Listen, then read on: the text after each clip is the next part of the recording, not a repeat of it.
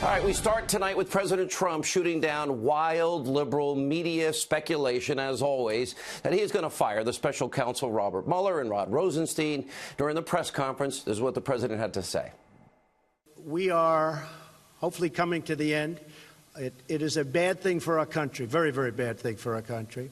But there has been no collusion. They won't find any collusion. It doesn't exist. As far as the two gentlemen you told me about, they've been saying, I'm going to get rid of them for the last 3 months, 4 months, 5 months, and they're still here. So we want to get the investigation over with, done with, put it behind us. Maybe that'll finally put liberal rumors to rest. Now, also tonight, we have a direct message to all of you in the Destroy Trump media. We know you're watching. While you've been pushing your crackpot conspiracy theories around the clock, 24/7, over a year without any proof, on the show we have been uncovering truth, facts, and actual evidence in what is now the biggest abuse of power scandal in American history. Now, the media has been lying to you and misleading you, the American people, but their time is up. Now, if you remember back in January when I came back from vacation, I said 2018 would be the year of the boomerang and that all of these scandals were going to swing back and blow up right in the Democrats and the media's faces. And that is exactly what is happening because there are stunning new developments just tonight. Congressman Ron DeSantis and 10 other members of Congress, they have sent a criminal referral letter to the Attorney General, Jeff Sessions, the FBI Director, Christopher Wray, and the U.S. Attorney, John Huber. And these members are now of Congress. They're calling for criminal investigations into the potentially illegal actions of James Comey, of Hillary Clinton, of Loretta Lynch, Andrew McCabe, Peter Strzok, Lisa Page, and other officials that have ties to the unverified Steele dossier. We've been talking about this. Let's start with James Comey. A quick sidebar before we lay out the case against him. We've been warning the self-serving, holier-than-thou former FBI director that he has the right to remain silent, but Jim Comey just can't seem to keep his mouth shut. And it's been amazing to me that Comey doesn't have an army of lawyers that have been telling him to keep quiet and not release this book because he is now tonight facing serious legal exposure. Here's what we mean. In this brand new letter, these 11 members of Congress, they highlight how Comey spent 14 minutes back on July 5th, 2016, laying out the case for criminal prosecution against Hillary Clinton. But then at the very end, he said basically never mind and didn't recommend the criminal charges. We've talked about equal justice under the law. We can't have a dual justice system. Now, we have since found out that Comey and Strzok and their cohorts, they put the fix in to save Hillary Clinton and her campaign by reaching a decision not to prosecute before interviewing Hillary Clinton and 17 other key witnesses. They were writing that months before they interviewed her. Now, in reaction to this inexcusable absurdity, the letter today writes for this criminal referral. Comey's decision to not seek charges against Clinton's misconduct suggests improper investigative conduct, potentially motivated by a political agenda. And because of that, these 11 congressmen are now referring the following criminal charges to the Department of Justice: 18 U.S.C. 1505, obstruction of proceedings before departments, agencies, and committees, and 18 U.S. Code 1515, definitions for certain provisions, general provision, which appears to be referring to making misleading statements. Then there's the issue of Comey's memos. Now, this letter explains that in order for members of Congress to view them, well, they had to go to a secured facility because 4 of the 7 memos were marked classified and at the secret and confidential levels. Well, we also have the issue of Comey and what he did with those memos. Now, here's what Comey said under oath back in June. Take a look. I asked, President tweeted on Friday after I got fired that I better hope there's not tapes.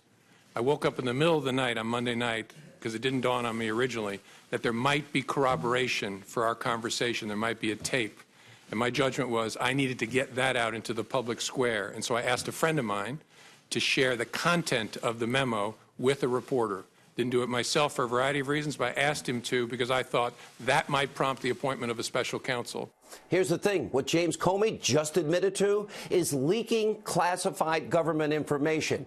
laws and crimes that apply. Look at this, 18 U.S.C. 641, public money, property, or records. This deals with removing those government memos from the FBI. Then there's 18 U.S. Code 793. We've talked about this a lot. Gathering, transmitting, or losing defense information. 18 U.S.C. 1924, an unauthorized removal and retention of classified documents or material.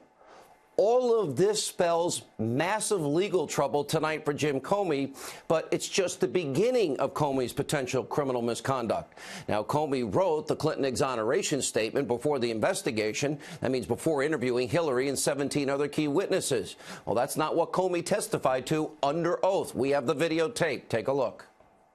Director, did you make the decision not to recommend criminal charges relating to classified information before or after Hillary Clinton was interviewed by the FBI on July the 2nd?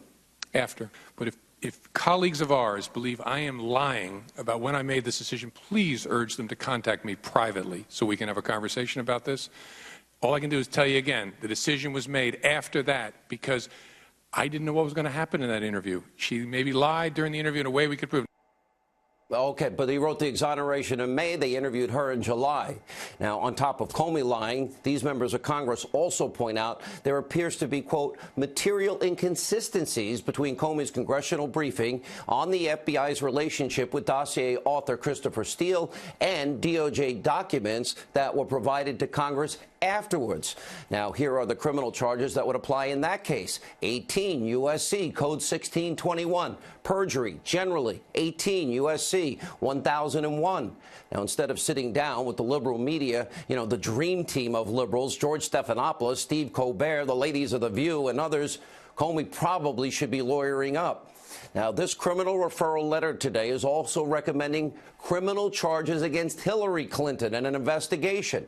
Now, we know she broke the law by using that unsecure private email server in a mom-and-pop shop bathroom closet, then deleting 33,000 subpoenaed emails, acid washing them, and beating up her devices with a hard drive.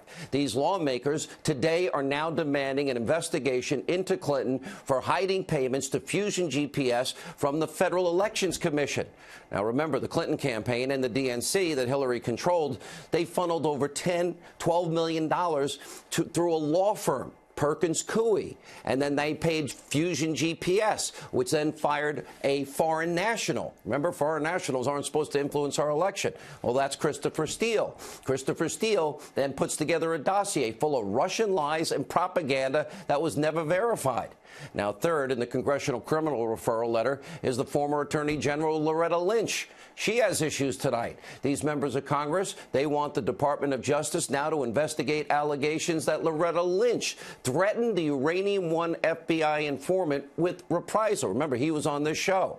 This is the informant that went undercover 4 years and exposed Putin's money laundering, bribery, kickback, extortion, racketeering scheme that was used to get a foothold in America's uranium market. Now, former Deputy FBI Director Andrew McCabe, he's also mentioned in this criminal referral letter. The recent DOJ IG report found that McCabe lied under oath 3 times about leaking to the news media. Now, those are serious violations that involve at least 3 criminal statutes. And, of course, in the letter today, these lawmakers want McCabe investigated. Then on top of that, we have the Trump-hating FBI lovebirds, Peter Strzok and Lisa Page. They're also being referred for possible criminal charges tonight. Now, the letter lays out how text messages show that Strzok removed a reference, remember the Clinton exoneration statement, explaining how she was emailing with President Barack Obama. They withdrew it. They took it out. They wiped it out, which means that Obama knew about the server all along. They changed it to a government official. Sure, that's what we'll call President Obama, a government official. Now, these lawmakers are also calling for members of the deep state to be investigated to lying to federal judges. We have been talking about this, and one of the biggest revelations in the Stephanopoulos Comey interview. In other words, the unverified, uncorroborated, Clinton bought and paid for phony Russian propaganda dossier. They used that in order to get a warrant to spy on an American, a Trump campaign associate, in the lead up to an election. That's lying to a judge, and they never told the judge she paid for it either. Now, these are all major developments tonight, and all these bad actors that we have now been exposing for over a year, unpeeling that onion day by day, well, now today, criminal referrals have been made to the Department of Justice. Finally, the big question tonight is, what will the Attorney General Jeff Sessions do tonight? Will he defend the rule of law, the Constitution, equal application of the law, equal justice under the law? Now, that big story, by the way, is only one of our breaking news stories tonight. The House Oversight Committee Chairman, Trey Gowdy, he's asking the DOJ and the FBI and the Inspector General to look into issues that are raised by Congressman Mark Meadows in North Carolina about possible DOJ FBI collusion over James Comey's June 2016 statement and the larger Clinton email investigation. Now, Congressman Meadows is rightly saying that he has uncovered new emails and text messages that prove this coordination. Unbelievable. We need to get to the bottom of all this. All right, now finally tonight, the self-righteous James Comey, who never should have wrote this book. He should have listened to me. His lawyers never should have allowed him to go out on this media blitz tour, which, apparently knows no bounds.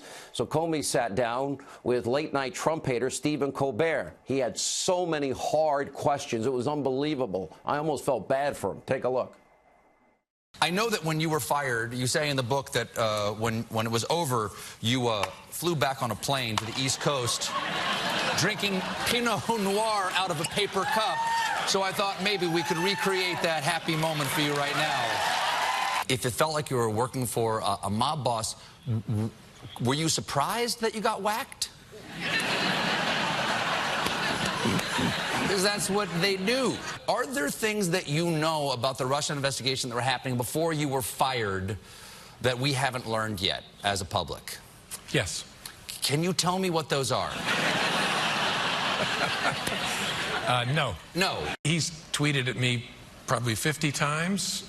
I've been gone for a year. I'm like a breakup he can't get over. All right, those are the types of questions that Comey has received so far from so-called journalists in the news media. Well, not Colbert, obviously. And finally today, well, somebody in the media, Meghan McCain, decided to actually challenge the former FBI director. Good for her. Watch this. It feels like you might have some scores to settle, that you might have a little bit of anger left over and a little bit of bitterness. Would you plead guilty to all that? Yeah, I wouldn't, actually. I would take that one to trial because I think it is raw in the sense that I find it really painful to relive. Reading that book, doing the audiobook left me physically drained. But I really don't feel a sense of anger. The most widely cited parts have to do with your description and words about President Trump. I mean, including calling his skin orange and saying his looked like he had tanning goggles. And, some people said that was kind of, for lack of a better word, that was a little catty. Did you enjoy taking those shots at the president? No, I didn't think of them as shots, and I still don't. Really? You don't think you've diminished yourself? I hope not. And a lot of the things you're saying and doing are highly political. And I just don't understand what you gain trying to sort of clear the deck here by bringing things like this up. Yeah, that's a good question. I don't think of it as my politics. I think of it as my values.